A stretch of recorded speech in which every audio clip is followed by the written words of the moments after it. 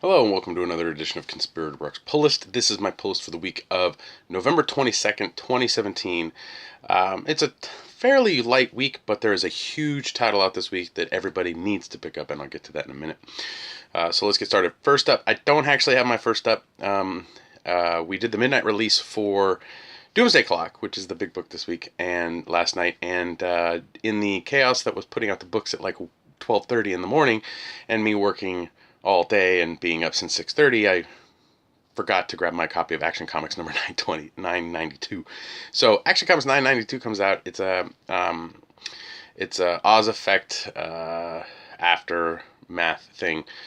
So we actually sold out this today. So Ryan ordered some more. So hopefully I'll get that back in, and when I do, you guys will see it. But yeah, that's what would be the first one. Next one is a new mini from DC, and that's The Demon Hell is Earth, 1 of 6. This is Aragon the returns. So I like the demon character, so I'm curious to see what this miniseries entails. So who knows? Next up, we have Detective Comics number 969, Fall of the Batman, Part 1. This Detective's just been a really solid book, and I really enjoy reading it, so I can't wait to dive into the new story. Next up is one for my daughter, and that's Disney, Snow White and the Seven Dwarfs, the 80th anniversary one-shot. Yep, she likes Snow White, so picked it up. And next up is the big, ginormous book this week that everyone needs to get. You don't need to get every cover, although all 4 covers are awesome. But Doomsday Clock by Jeff Johns with art by Gary Frank. Doomsday Clock, the end is here. This is issue 1 of 12. This is the regular cover for the issue. I also have the lenticular cover here with Rorschach, and the movement it does is, it's not the best with the thing over it, but you get that. Yeah, it moves, but it's probably not the best one I've seen. Next up is the Gary Frank Superman cover, which is really awesome, and that's the variant right there. And then finally we have the midnight release variant for those of you that participated in midnight release, and hopefully your store still has some copies left.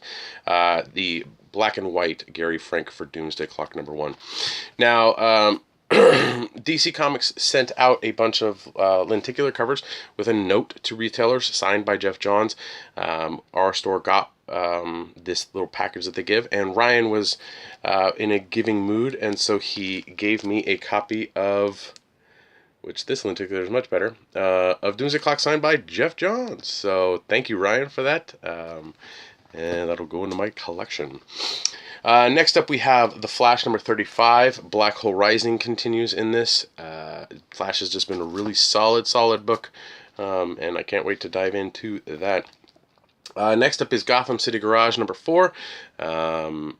Yep, it's okay. It's the digital first stuff based on the Gotham City Garage statue line.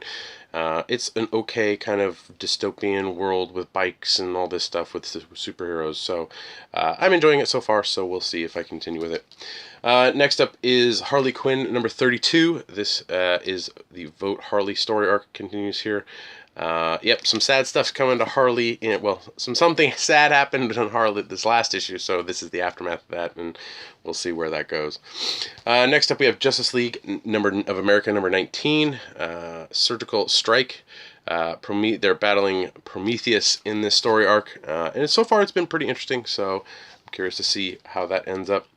Next up, we have the Commandi Challenge, number 11 of 12. This book's been okay for the most part. The Tom King issue's probably been the best one so far. So I'm curious to see how this book ends and how everything gets tied up.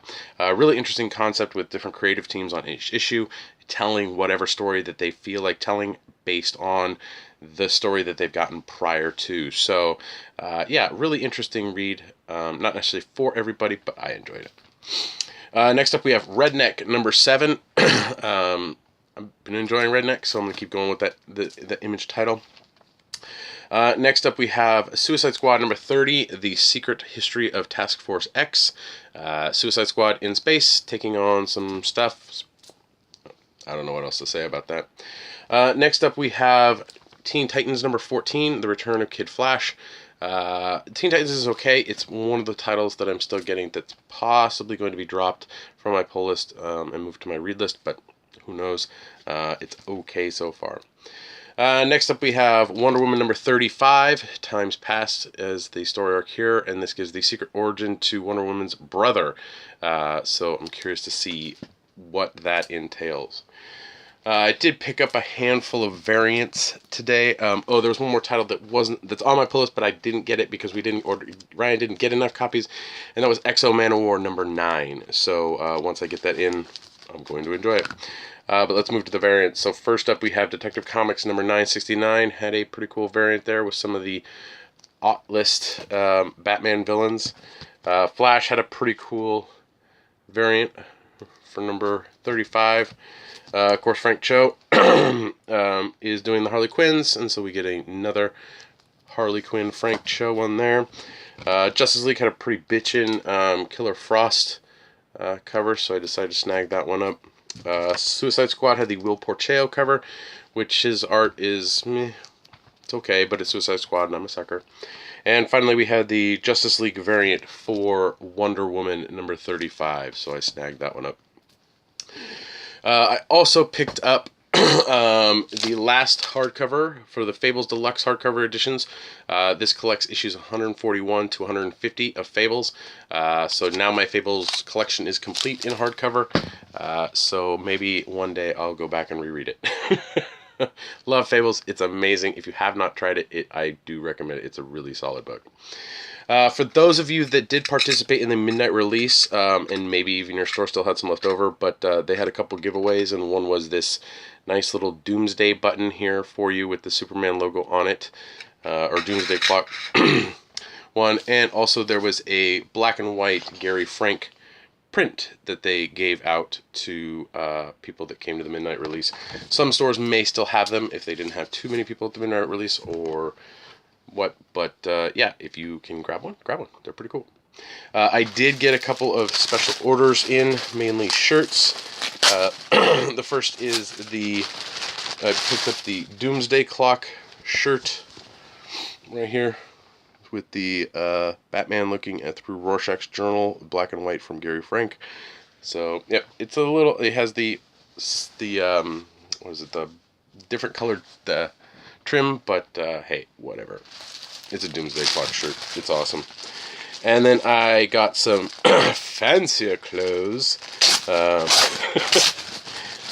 I did grab up a nice button-up Batman shirt here with the little Batman logos scattered all over it. So yeah, so hopefully that works out nicely as a nice shirt.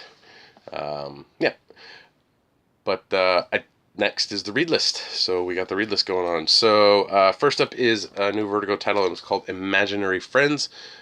So I figured I'd give it a shot to check it out. And the other one was Star Wars number 39. Just still been good. Still been enjoying it. So, yep.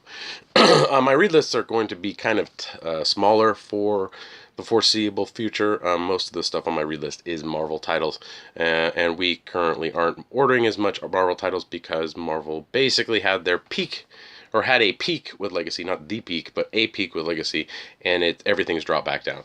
Some of the news that came out last week was that I'm gonna butcher his name.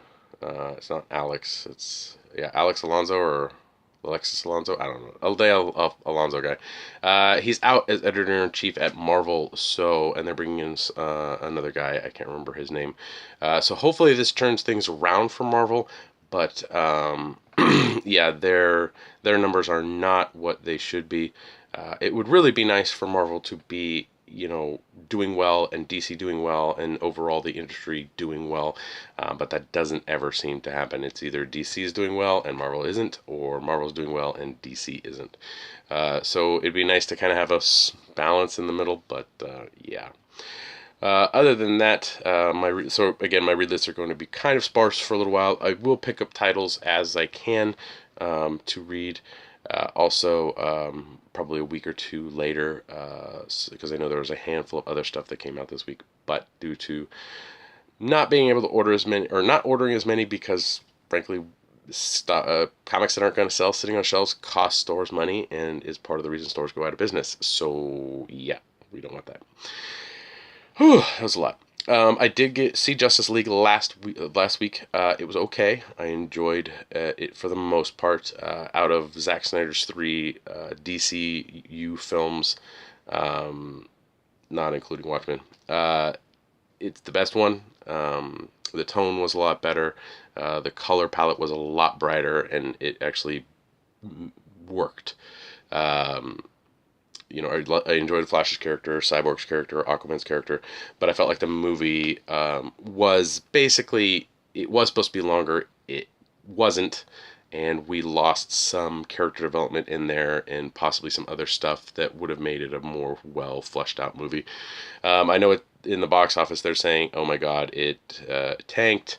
This movie's horrible. Rotten Tomatoes is giving it such a shitty score. But I would recommend going and checking it out on the big screen. It looks amazing. It's Justice League on the big screen for the first time. Despite its faults, it's still not a bad movie.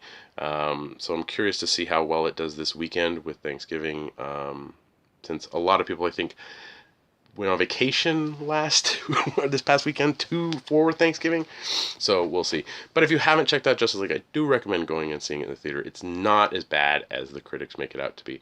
So you can hear more about my Justice League review on the Comic Conspiracy podcast. Episode 333 is up for your enjoyment, and we basically talk over 2 hours about Justice League. We also talk more on the Alonso firing as EIC at Marvel.